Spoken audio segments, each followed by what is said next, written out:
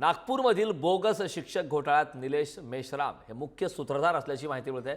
निलेश मेश्राम हे माध्यमिक शिक्षण अधिकारी कार्यालयातील अधीक्षक आहेत। मेश्राम 3 शाळांचे मालक असून कोट्यावधींची संपत्ती त्यांनी जमवल्याची माहिती आहे। बनावट कागदपत्रे तयार करण्यासाठी 10 लाख रुपये घेतल्याचंही समोर आलंय।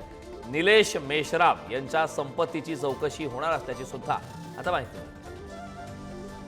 संदर्भात ताजे अपडेट देण्यासाठी उपराजधानी नागपूरमधून आपल्यासोबत जितेंद्र शिंगाडे आपले प्रतिनिधी फोन लाईनद्वारे जोडलेत।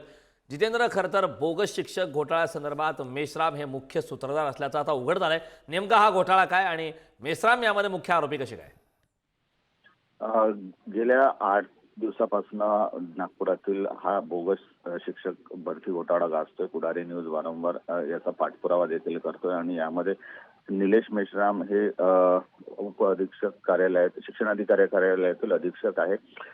सध्या ते पोलिसांच्या अटकेत आहेत, मात्र मुख्य सूत्रधार असल्याचं देखील आता ते बोलले जाते। कारण या प्रकरणात मोठ्या प्रमाणात बोगस नियुक्ती झालेल्या आहेत। 580 हून जास्त जे शिक्षक आहेत किंवा शिक्षकेतर कर्मचारी आहेत त्यांचं बनावट शालार्थ ID तयार करण्याचं काम, त्यांच्याकडनं पैसे घेण्याचं काम, आर्थिक व्यवहार करण्याचे काम जे आहे ते ही साखळी फार मोठी आहे। मात्र यापैकी एक मोठा जो सूत्रधार असल्याची माहिती मिळते तो निलेश मेश्राम आहे आणि सध्या याची जी आहे ती एक ऑडिओ क्लिप देखील व्हायरल झालेली आहे। या ऑडिओ क्लिपमध्ये तो एका व्यक्तीशी बोलतो आणि 10,000 रुपये पाठव, स्कॅनर पाठव, त्याशिवाय फाईल पुढे जाणार नाही, अशा प्रकारचा हा संवाद आहे।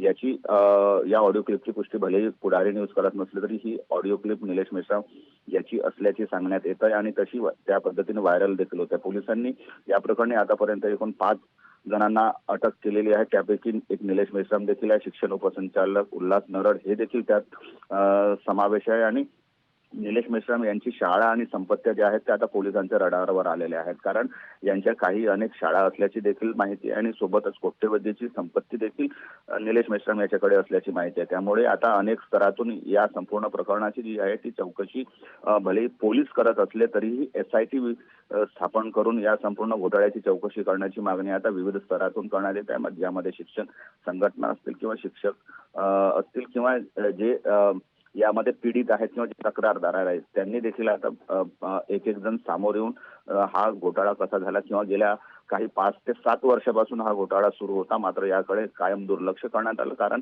याची जी व्याप्ती आहे आणि जी साखळी आहे ती शिक्षण अधिकारी, संस्थाचालक, शिक्षक अशा प्रकारचे सगळे जे घटक आहेत ते यामध्ये समाविष्ट असल्याने याची पूर्ण एकूण सखोल चौकशीची मागणी देखील आता करण्यात येत आहे। त्यामुळे आता नेमकं या प्रकरणी शासन काय निर्णय घेतं याकडे देखील आता अनेकांचं लक्ष लागलेलं आहे।